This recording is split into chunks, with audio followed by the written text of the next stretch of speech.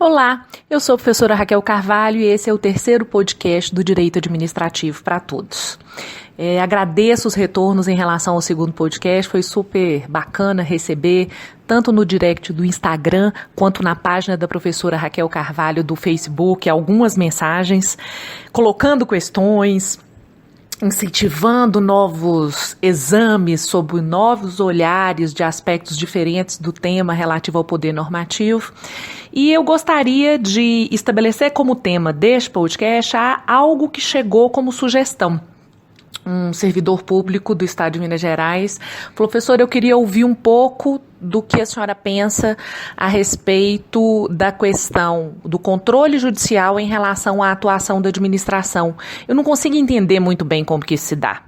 E uma outra pergunta foi de um colega da advocacia pública que falou: Raquel, fala um pouco sobre teoria da deferência, fala um pouco para a gente sobre como a gente está importando isso, se é a partir da teoria da deferência da Corte Suprema norte-americana ou não.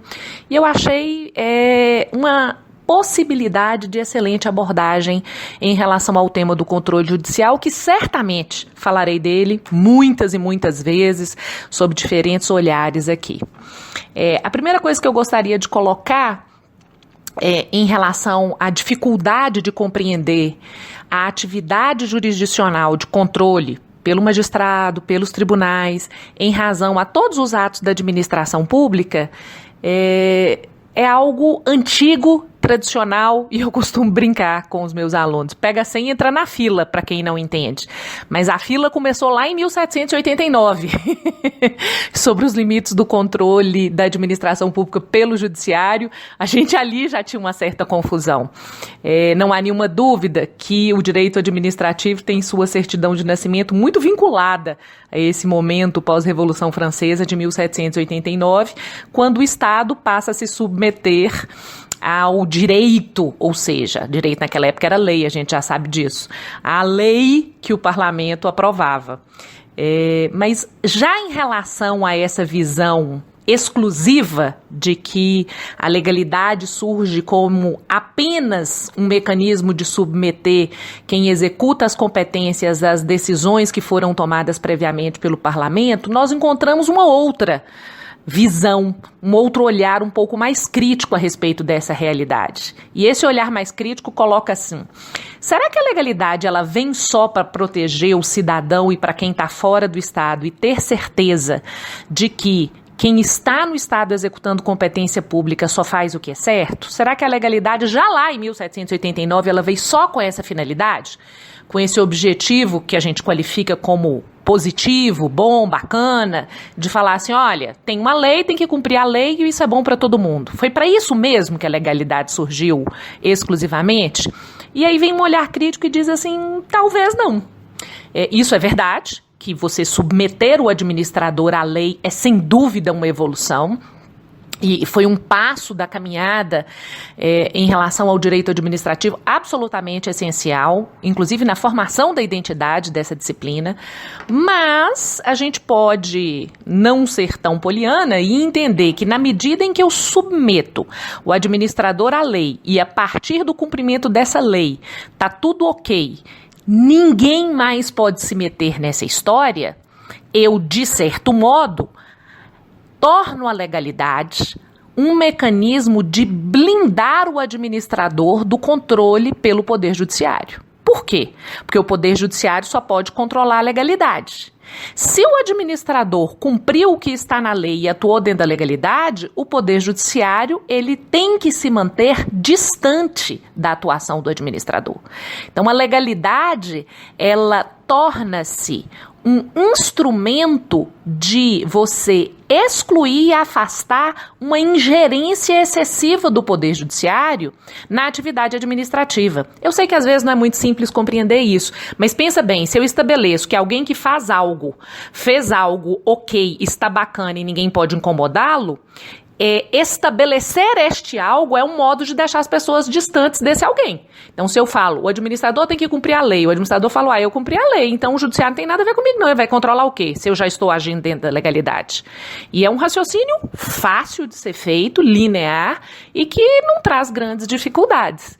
Então, essa história de que até onde vai o controle judicial e que o controle judicial está restrito à legalidade administrativa, já surge trazendo desafios, trazendo dificuldades mesmo para que a gente possa entender o que se faz e o que se pode fazer e quais são os limites. Se historicamente, na certidão de nascimento do direito administrativo, a gente já tem divergência sobre essa matéria, nos últimos anos, essa divergência e essas dificuldades, elas se ampliam. A interpretação do que é legalidade administrativa no direito administrativo brasileiro, ela era feita de acordo com a concepção de direito que a gente tinha. Se direito era lei, legalidade era cumprir a lei, cumpriu a lei, estava tudo ok. Não cumpriu a lei, cabia o controle judicial para afastar os resultados dali decorrentes ou fazer as retificações cabíveis quando eventuais vícios fossem sanáveis. Era basicamente um controle que, ilusoriamente, a gente imaginava, era um controle matemático, linear, fácil. E à medida que se vai complexificando o próprio entendimento do direito, que se aprofunda o que é interpretar o que está posto, inclusive numa norma legal, mas também em outros diplomas, a gente começa a colocar em questão até onde esse controle pode ir e como fazer o controle nas searas que caracterizam uma zona cinzenta. Não fica tão fácil afirmar. O judiciário controla a legalidade e o mérito, que é a decisão de oportunidade e conveniência da administração pública, fica por conta da administração. E o judiciário não pode intervir e é muito fácil saber o que é legalidade e o que é mérito. A gente começa a partir do reconhecimento de que é muito mais complexo saber o que é legalidade, o que é mérito, qual é a interpretação cabível, o que é hermenêutica, a teoria da linguagem em relação à atividade hermenêutica. A gente sai de uma simplicidade, de uma compreensão técnica, e eu arrisco dizer quase rasa a esse respeito, e começa a caminhar no sentido de reconhecer a complexidade das normas, a diversidade de densidade dessas normas, o fato de que é só em cada caso que eu consigo saber o que é o cumprimento do ordenamento e o que é gestão de oportunidade e conveniência administrativa, que duas situações semelhantes na prática podem ser muito diferentes, e a coisa começa a se tornar um pouco mais difícil em relação às respostas nos casos concretos, porque a atividade de reconstrução da realidade em que a norma vai se aplicar, a atividade de hermenêutica em face de um ordenamento que é cheio de regra diferente, de estratos diferentes, de searas sensíveis, por exemplo, como a dos direitos fundamentais, torna isso uma atividade que definitivamente não é matemática, definitivamente não é uma mera intelecção da vontade prévia da lei. Não é um processo cognitivo, automático, direto. Não é tão simples assim. E mais do que isso, nós vivemos no final do século XX, na primeira década do século XXI, um reconhecimento do valor e da importância dos princípios dentro do regime jurídico administrativo. E isso ocorre com uma transformação na própria base de compreensão da força coercitiva dos princípios. Os princípios, eles eram compreendidos como normas programáticas, que não tinham uma vinculação no sentido de, eles não obrigavam diretamente nenhum comportamento, nenhuma determinada omissão. Eles tinham uma natureza de uma norma que programava algo que era preciso uma complementação normativa mais específica subsequente para que se tornasse obrigatória. E já no fim do século XX e na primeira década do século XXI, indiscutivelmente, reconheceu-se que princípio de direito público dentro do direito administrativo é uma norma que tem força coercitiva positiva e negativa. Então, que eles obrigam na realidade administrativa. Que o fato do princípio ter menor densidade não significa que dele não decorram obrigações de atividade administrativa. Então, o simples fato de eu ter o princípio da impessoalidade já leva à necessidade de um julgamento que seja objetivo, em muitos casos só alcançável por meio de um órgão colegiado. O simples fato de eu ter a moralidade, a eficiência no texto constitucional já leva à impossibilidade de se nomear parente de primeiro grau, por afinidade colateral, até terceiro grau, e aí começa a se entender que de normas principiológicas com baixa densidade normativa, como é o caso, por exemplo, da moralidade, já resultam comportamentos obrigatórios. E, ao se entender nesse sentido, inclusive, se afirma que não é necessário que haja lei que complemente o sentido dos princípios. Basta que este princípio esteja colocado no ordenamento e, a partir daí, a gente já tem um dever de atuação da administração. Esse tipo de compreensão, a obviedade, exige uma integração argumentativa diante da realidade por quem faz a atividade de interpretação enorme. E isso vincula tanto o administrador público, aquele que executa o ordenamento na realidade, como quem controla depois, o magistrado aí incluído, aquele que em segundo grau de jurisdição ou nos tribunais superiores, todos aí incluídos.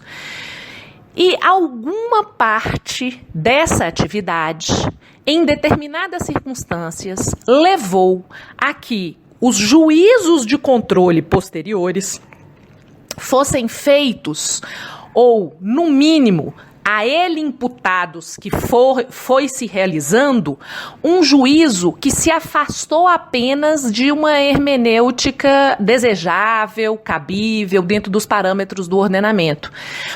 Acusou-se que essa hermenêutica realizada principalmente por controladores, inclusive judiciais, a posteriori da atuação da administração, foi feita de forma subjetiva, de forma casuística, de forma a se criar na realidade algo que não se justifica à luz da razoabilidade e à luz da proporcionalidade. E aí, todos nós já ouvimos falar, pelo amor de Deus, está acontecendo uma judicialização da política. Então, existem políticas públicas submetidas ao texto constitucional que, quando se faz o controle interpretando princípio depois, alhos viram bugalhos. E mais, o judiciário está fazendo isso politizado. Ou seja, além de eu ter uma judicialização da política, eu tenho a politização do judiciário. E começa a se discutir qual é a razoabilidade de você substituir o papel do legislador, que concebe a norma, a lei, ou do administrador, que concebe a norma administrativa, seja o chefe do executivo com decreto, as agências com portarias, regimentos, seja lá o que for. Como é que eu vou substituir essa pessoa que normatiza, exercício da competência que tem no ordenamento, pelo judiciário? Como é que eu vou substituir o administrador que pratica atos concretos pelo magistrado? Então, a prestação da tutela jurisdicional, ela não poderia servir para comprometer o próprio equilíbrio entre os diversos poderes. E se invoca, inclusive, que quando é realizada a prestação jurisdicional, a visão não é uma visão coletiva e geral, como acontece quando se edita lei, quando se edita norma. A visão que se tem numa prestação jurisdicional, em regra, é a chamada visão de túnel. O que significa isso? É chamada a visão individualizada, porque isso vem em um processo específico. Não há como o juiz ter uma visão global do sistema. Muito difícil o juiz ter uma perspectiva coletiva do sistema. E aí começou a falar, olha, é melhor ter um pouco de parcimônia com isso. Os princípios têm força coercitiva, sim. É preciso que se mantenha o controle jurisdicional de modo a que a legalidade proteja de fato o ordenamento como um todo. E aí vem a noção de juridicidade, na qual se inserem os princípios, os tratados ratificados, e se fala sobre a filtragem constitucional, a filtragem de convencionalidade, mas a gente não pode transformar o judiciário na esfera que legisla, que atua, e que, em última instância, dá a palavra final em relação a todas as atividades da administração pública. Por quê? Porque, em uma parte das circunstâncias, a gente pode correr um risco sério de o controle judicial concebido para proteger a legalidade administrativa e, assim, salvar as estruturas das ilegalidades, pode terminar por corroer as instituições. Pode terminar por comprometer aquilo que você quer salvar. É aquela história que se diz, cuidado para o remédio não matar o doente. Todo mundo que, infelizmente, já passou de perto por um tratamento oncológico sabe que quimioterapia é administrar veneno para salvar a pessoa. Se você erra na administração do veneno, você mata a pessoa que você quer salvar. E aí começou a se falar, olha, o Poder Judiciário, quando exerce controle, ele tem que ter muito cuidado para que o remédio administrado para salvar a realidade administrativa da ilegalidade não termine por matar o doente, a própria administração e as necessidades do cidadão. Porque isso é muito pior. A gente tem que parar para pensar onde e quando que cabe a decisão jurisdicional. Como essa decisão vai ser feita? Sob pena, inclusive, de você fazer uma grande confusão, criar uma teia desorganizada dentro da administração, e em vez de evitar a ilegalidade, reprimir a ilegalidade ou consertar a ilegalidade, você causar ilegalidades piores do que as ilegalidades que se buscava combater. Então é preciso tentar definir de um modo mais técnico quais são os limites do exercício da função jurisdicional. Porque senão, em vez de dar segurança, você tira a segurança. Em vez de você combater a ilegalidade, você fomenta arbítrio. No lugar de você alcançar equilíbrio, você transforma o ordenamento numa mudança instável, contínua, em que você cria incerteza, porque cada dia uma resposta é uma, e isso leva a uma mutação.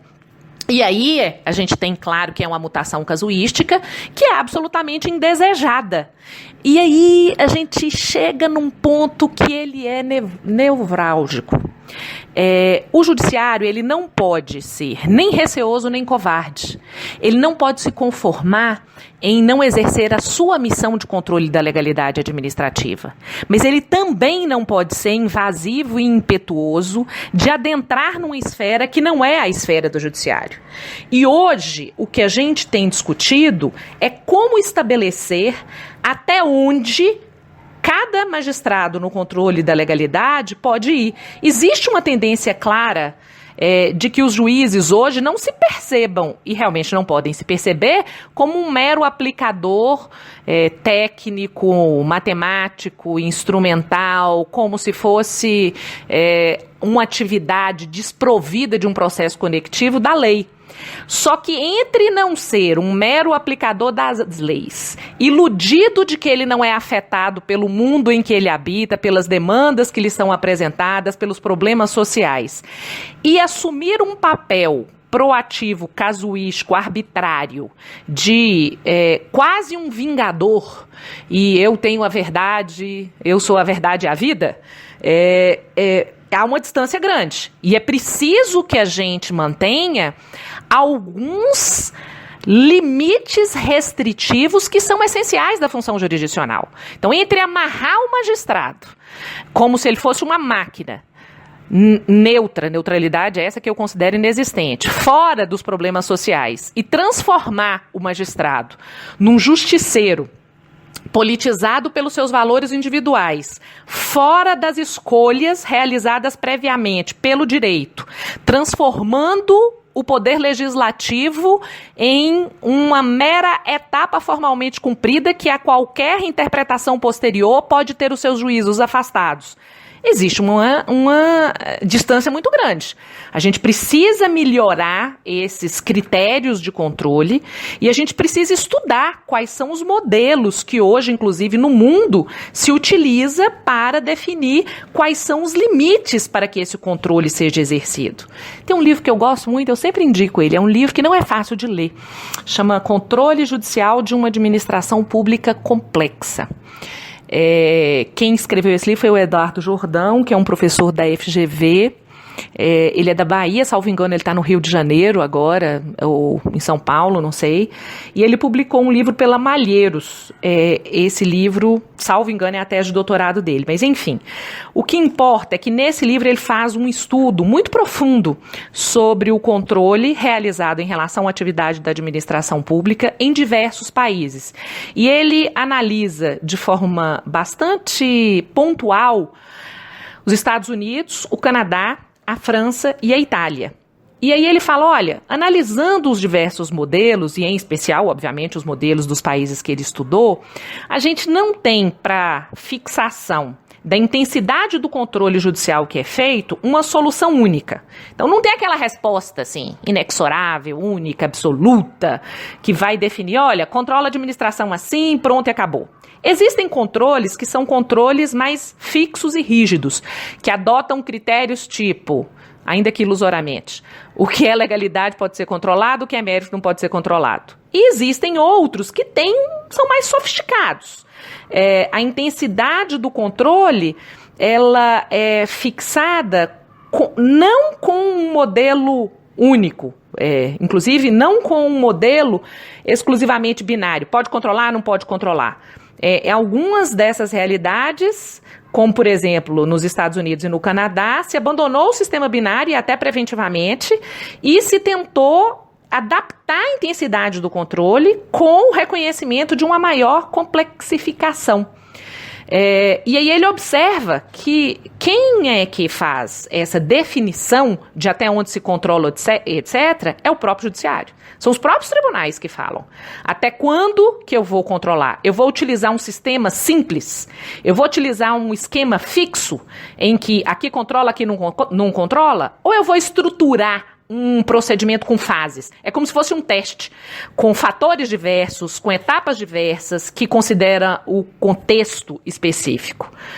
É muito curioso que quando ele faz essa análise, ele termina por concluir que a intensidade do controle, os graus do controle, complexo ou fixo, isso não causou grande diferença no resultado.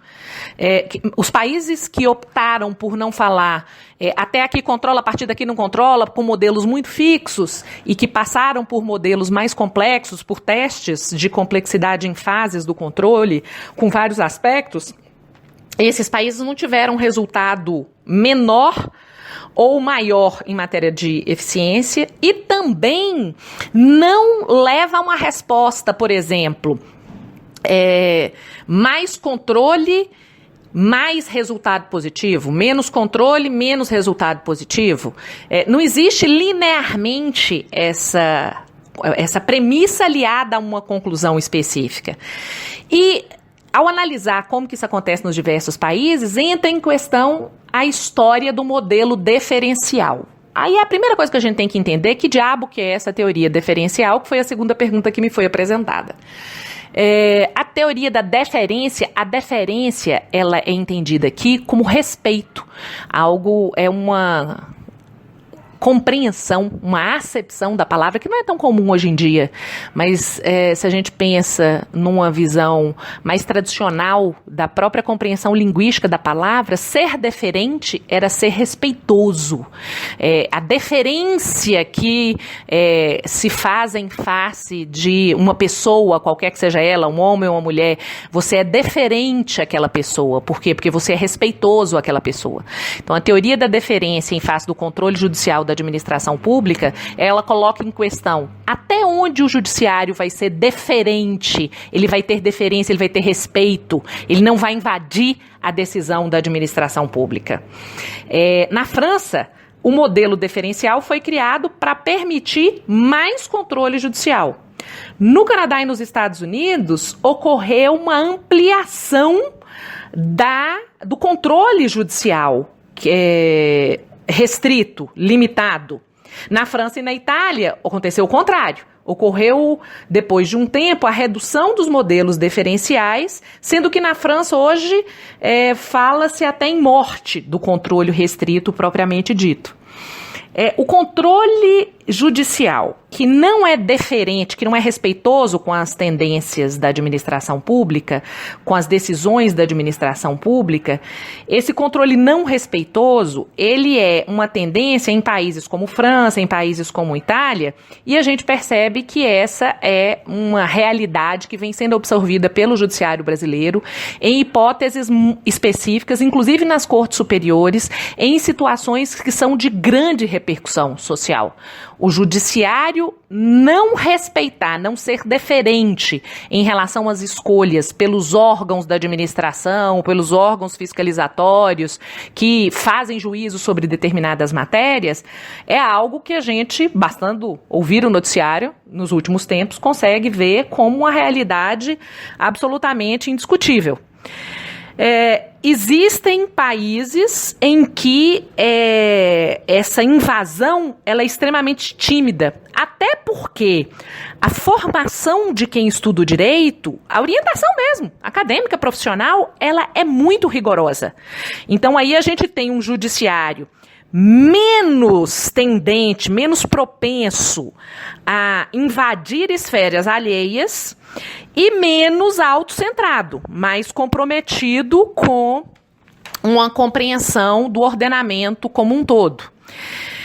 Quando a gente analisa como que em países como os Estados Unidos foi construída a teoria da deferência, a gente tem alguns casos que foram, sem dúvida, marcos, paradigmas a partir dos quais isso ganhou força. A gente sempre fala do caso Chevron, de 1984, e não que ali tenha nascido, de fato, essa compreensão e essa discussão a propósito do peso da decisão de quem tem por função administrar e do peso da atividade do controlador. Já em 1945, a Suprema Corte norte-americana, no caso Seminole Rock, ao analisar a interpretação realizada pelo administrador, entendeu que essa interpretação é o critério final, que é um peso para quem controla, e ela só pode ser afastada por quem controla se ela é errônea ou se ela é contrária à lei, inconsistente com quem ordenou. Você precisa interpretar o que foi feito e o que estava no ordenamento. Se o ordenamento tinha uma linguagem clara e foi feito dentro da interpretação dessa linguagem clara, acabou. Não tem que discutir, o judiciário não tem que entrar ali. Se o ordenamento não era claro, e se ocorre no Brasil, ocorre nos Estados Unidos, podem ter certeza absoluta. Ou seja, a gente está falando de um texto normativo com uma linguagem que não se compreende, que é ambígua, que exerce uma demanda de interpretação. Aí o tribunal tem que ver se a interpretação que foi dada pela administração, ela é uma interpretação admissível, razoável. Se ela for admissível ou razoável, ok, o judiciário não tem que entrar. Se ela não for admissível ou razoável, o judiciário precisa realizar o controle. Isso já em 1945. E a gente não pode esquecer que depois do caso Chevron, se estabeleceu, eu acredito que de uma forma evolutiva e estrutural dessa concepção inicial, duas fases para que seja feita a interpretação de um texto, a fim de se limitar até onde o controlador pode ir e até onde é a tarefa da administração. E na primeira etapa, o que se faz é o seguinte: verifica-se se o texto da lei é claro ou não, mais ou menos parecido com 1945. Se o texto é claro, se o significado possível não tem nenhuma ambiguidade, acabou. O tribunal reconhece o sentido claro da lei e faz, basicamente, premissa maior, o que a lei estabelece, premissa menor, o que a administração fez, com a conclusão. Método da subsunção tradicional. Ferramenta tradicional de interpretação, método da subsunção tradicional, está tudo ok. Só que nem sempre acontece isso. Nós temos realidades complexas, com normas ambíguas previstas no ordenamento. E aí a Suprema Corte diz, neste caso, passa-se para uma segunda etapa. E na segunda etapa, é preciso verificar, ok, diante dessa complexidade da realidade, diante dessa norma confusa, o que foi interpretado pela administração como o significado possível está dentro do que é possível naquele dispositivo? É razoável? É admissível? Porque se for, mesmo que eu, tribunal, entenda de forma diversa, eu vou respeitar a interpretação razoável feita pela administração. Eu não vou substituir a interpretação deles pela minha diante desse texto, que é um texto confuso, mas cujo significado foi definido pela administração de um modo razoável e proporcional. Agora, se a interpretação não for a interpretação adequada, aí, neste caso, o tribunal realizará como controlador a interpretação cabível. Essas duas etapas do teste Chevron, elas são extremamente respeitosas ao juízo da administração, ninguém tem dúvida, né? O judiciário só entra diante de um texto normativo ambíguo e se a administração interpretou fora dos parâmetros da razoabilidade. Mas essa teoria que fala e tem como resultado o respeito à interpretação da administração, ela não se aplica a todas as circunstâncias. Por exemplo, se é a primeira vez que a administração, em um litígio em que ela que faz a interpretação é parte, faz aquela interpretação, a gente não teria que adotar essa teoria da deferência adequada. Ou, se a administração que faz a interpretação não é por aquele órgão a responsável por tudo, ou seja, são vários órgãos que têm que entrar, no caso do Brasil, aplicando, são várias esferas, União, Estado, município, aí a gente também não poderia ter o judiciário fora dessa atividade interpretativa de controle para definir o que é legalidade e o que não é legalidade administrativa. Tentando trazer isso para a nossa realidade brasileira, a gente pode falar que a doutrina da deferência aqui no Brasil, ela está muito vinculada ao respeito pelo judiciário ao mérito. E aí eu falo mérito regulamentar, regulatório, atos administrativos discricionários, em que no Brasil se afirmou durante muito tempo que o judiciário tinha que ser respeitoso, deferente ao juízo de conveniência e oportunidade estatal. Então, o judiciário não poderia querer tomar o lugar do administrador.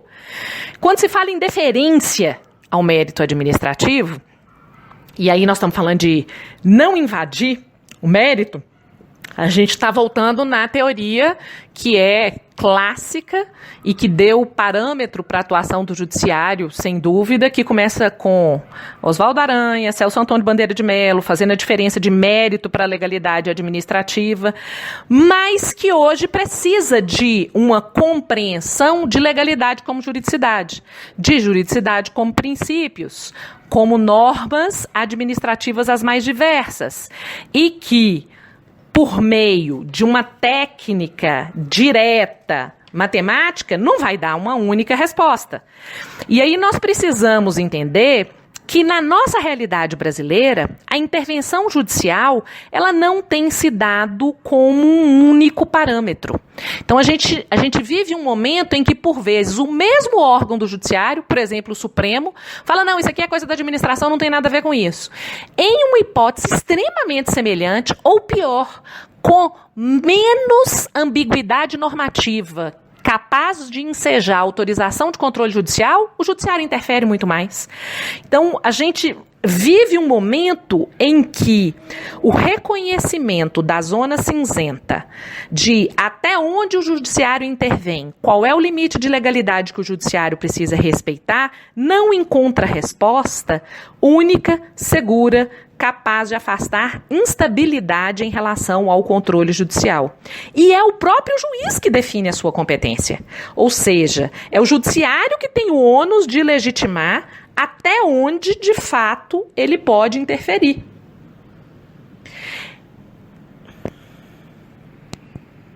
E essa dificuldade do judiciário estabelecer esse parâmetro e esse limite vem criando uma sensação de que o sistema é arbitrário, que o juiz, por vezes, não enuncia com clareza a regra por meio de que dever-se-á respeitar o espaço que é de administração e o espaço que não é, e com isso cria-se um ambiente que é refratário ao próprio controle judicial. Olha como o sistema ele é complexo.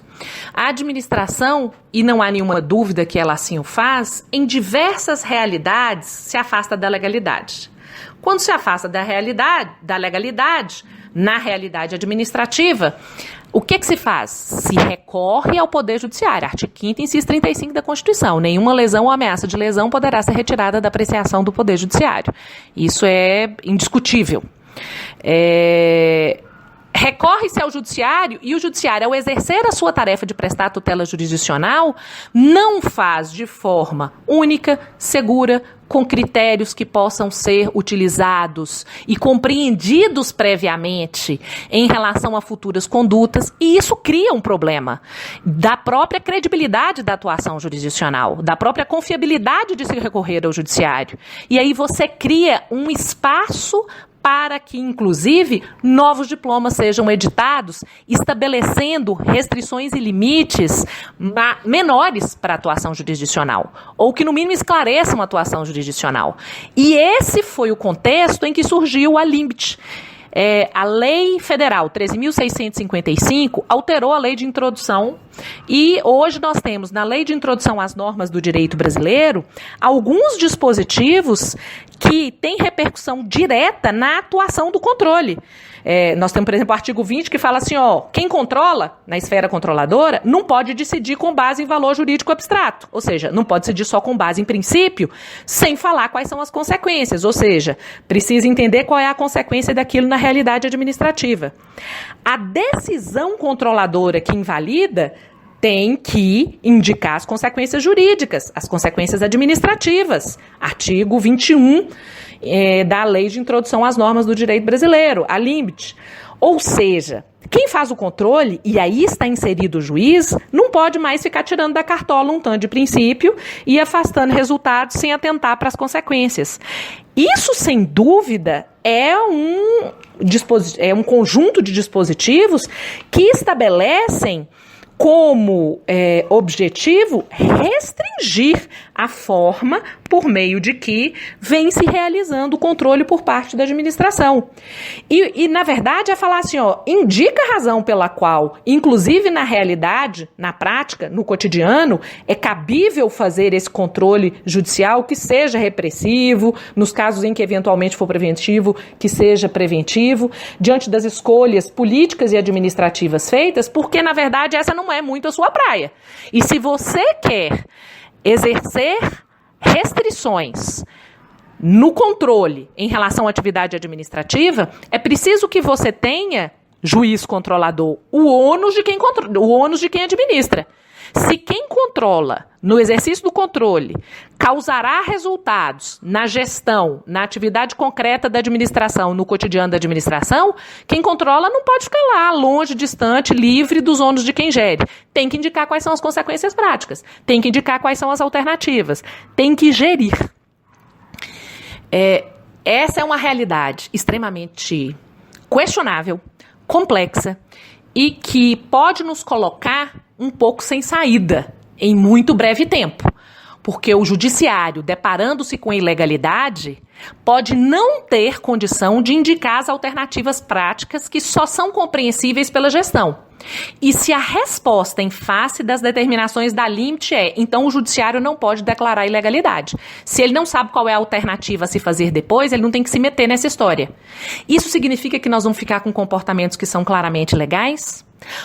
Nós vamos falar que a legalidade deve ruir diante da incapacidade de quem controla indicar especificamente as consequências práticas em situações que exigem uma reformulação de gestão e de comportamentos. Isso é algo muito perigoso. Num país com tradições administrativas tendentes à inobservância do ordenamento, isso é muito perigoso.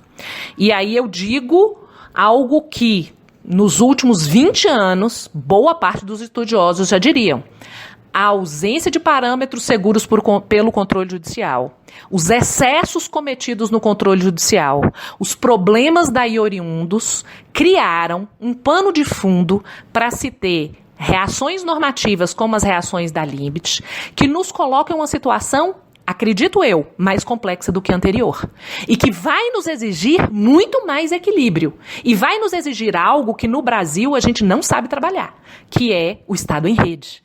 Nós vamos precisar de um diálogo interinstitucional entre judiciário, entre governo, entre órgãos da administração, entre órgãos de representação judicial da advocacia pública, com participação do Ministério Público. Sem essa disputa, oca, vazia e absurda de poder que a gente vê em determinadas realidades. Agora nós estamos numa realidade que exige um amadurecimento institucional e uma convergência que não são fáceis de serem obtidos, considerando, inclusive, que vivemos uma realidade bipolarizada, radicalizada e com posições absolutamente opostas. Então, a convocação reflitam sobre a teoria que busca alguma saída em relação aos limites do controle judicial, trabalhem a deferência, trabalhem modelos diversos de outros países, mas busquem bases teóricas para isso. Enquanto profissionais do direito busquem nas respectivas instituições e na atividade cotidiana que se tenha uma resposta menos caótica do que uma invasão absurda e fundamentada, ou retorno a uma omissão e uma ausência do controle judicial que pode nos levar à situação de descalabros administrativos. Muito obrigada pela presença, é um prazer enorme ter vocês ouvindo mais este, que é o terceiro podcast do Direito Administrativo para Todos. Quem tiver interesse, dá uma passadinha no raquelcarvalho.com.br, que tem vários artigos, em alguns artigos eu margeio essa questão e sobre outros temas que são também inovadores. Quem tiver interesse de mandar um direct, no Instagram, @professora Kel Carvalho. Página do Facebook, Professora Raquel Carvalho. Muito obrigada, um grande abraço e uma boa semana para todos.